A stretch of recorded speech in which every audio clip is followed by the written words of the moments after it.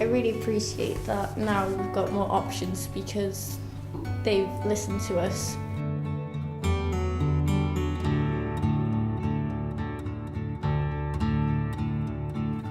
When before it was more like you have to do rugby, you have to do football, you had no other choice. Seeing the change in the children from week 1 to week 7 is massive, and seeing how happy they are when they're taking part in a physical activity.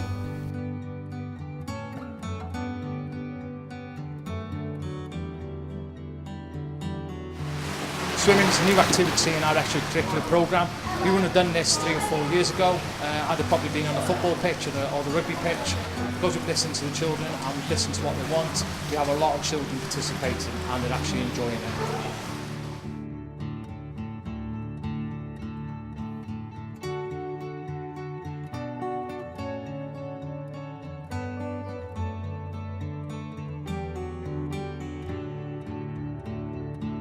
The pupils are a lot happier.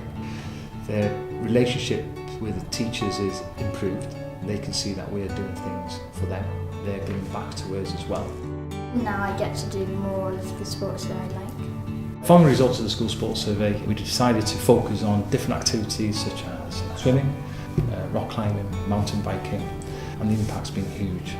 Pupils are motivated, they're confident, and participation is massive.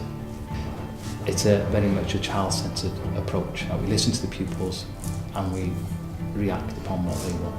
Football and rugby will always be popular, obviously the traditional sports, but the minority sports have had a great impact in my opinion. Pupils turn up that we've never seen before, we didn't think we'd ever see them after school, and they turn up happy and they leave even happier.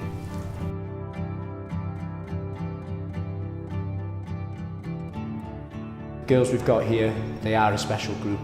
Rugby is a massive thing for the girls. They enjoy it so much. Yeah, so the success of the rugby programme we have in the school, and particularly the girls, they've just gone from strength to strength. And because of that, they are going to Canada to participate against local secondary schools and high schools. Hopefully that is the first step in a number of steps.